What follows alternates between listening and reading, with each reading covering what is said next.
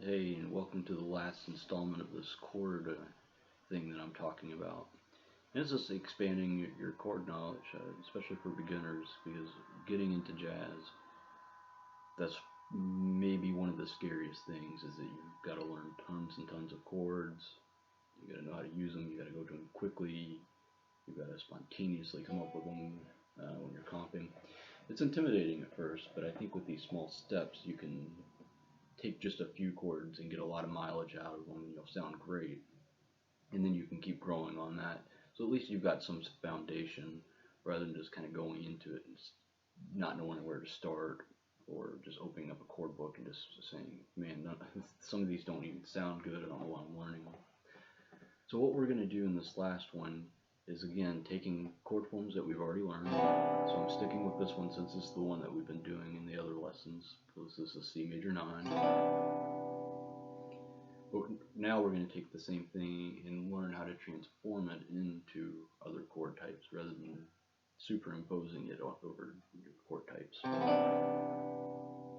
So with that, we've got to have a little bit of knowledge on how chords are built.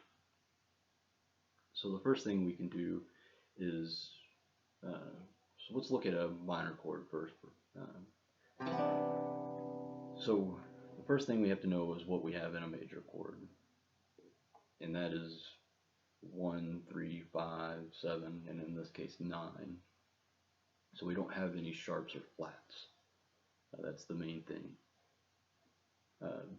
As far as the alterations of the numbers go, you can have sharps and flats technically inside a chord, but it's for a major chord. It's not sharp or flat for that particular note. So in C, we have our C, which is our 1, E, which is our 3, B, which is our 7, and D, which is our 9. So if we're going to make a minor chord, typically the numbers are 1, flat 3, 5, flat 7. And that typically makes up your minor chords. But let's just do this one note at a time. So we have C, E, B, and D. So we know that this 3 needs to become at least a flat 3 for it to become a minor chord. So if we do that, we get this really, really dark sound. All we've made now is a C minor 9 with a major 7th. So it's kind of a cool ending to me. I like that. If we wanted to make it a full minor chord, we would need to flat the 7 too, which is this B. We need to move it from a major 7th to a minor 7th or flat 7. Now we get this really nice C minor 9. So now we have 1, flat 3, flat 7, 9. And we're getting it from this. Which is kind of a cool movement if you have a song that goes from like major to minor.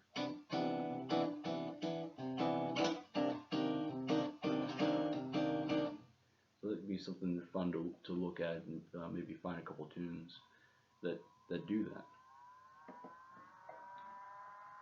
So let's keep moving. So let's talk about dominant 7 chord. Well, dominant 7s are spelled out 1, 3, 5, flat 7. So in this case, all we've got to do is move this B down to a B flat. We need to move the major 7th down to a flat 7. Now we have a C9. Since dominant 7s do have some alterations to them, there's different things that we can do for that. Alterations being sharp or flat 5 and flat and sharp 9. Well, since we've got a 9 right on top, that gives us the ability to move that around fairly easily. So we've got the core of our dominant 7 chord on the bottom of the chord, the C, the E, and the B flat. That makes it a dominant chord right away. And then we've got our 9. So if we want a flat 9, all we got to do is move that down 1 fret. Now we've got a nice C7 flat 9 chord. If we want a sharp 9, go back to our original form, and then sharp the 9 by raising it up 1/2 step. C7 sharp 9. And again, it's coming from this chord voicing. And just so you know, some guitar players actually call this the Hendrix chord. That's a sharp 9 voicing. We could look at some other things from this.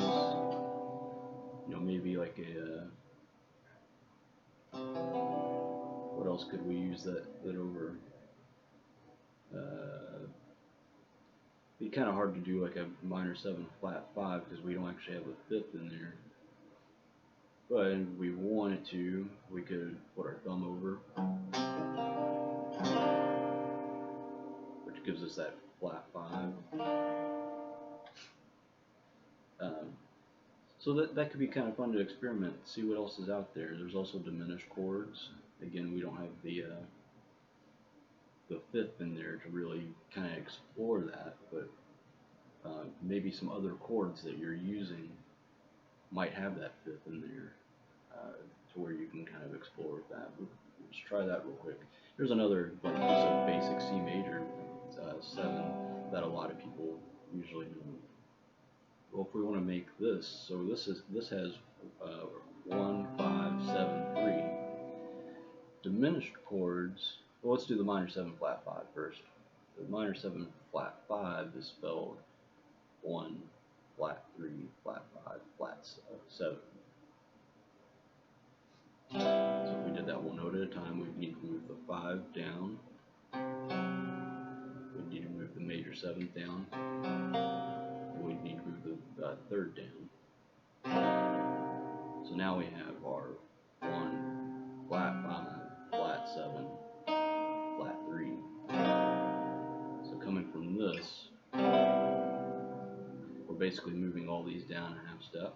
And now we have a C minor 7 flat 5, or C half diminished. If we wanted to make it fully diminished, that's spelled 1, flat 3, flat 5, double flat at 7. So we would need to move this B flat down again. So it's technically a B double flat. Some people might just say it's an A. Again, that's coming from this. So again, you know, take a look at some different chords that you may be working with and see how you can manipulate them into other chords that you may need, especially in jazz. All of these things are used, especially the alterations, over your dominant chord, especially when they're leading back to a 1 chord, such as C7 to F major or G7 to C major. Those are usually when you're going to want to alter that. It makes a bigger pull into that 1 chord. But yeah, I think that's kind of a fun thing to do, and that's something I'll commonly do to come up with more chord voicings that I can visually see very easily. And they all come kind of from the same place, so I can kind of, in my brain, I guess I kind of categorize them all as these are non-chords. The grip kind of becomes easier for me, so I'm able to pretty much spontaneously come up with them as I'm comping maybe through a song I've never played before, or if I just happen to hear the soloist playing a 9, I can kind of match what they're playing.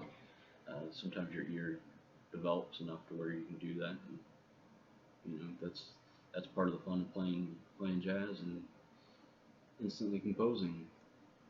I hope this gets some creative juices flowing for a lot of you, and hope to have some new lessons coming out soon, so stay tuned and I'll talk to you guys soon. Thanks.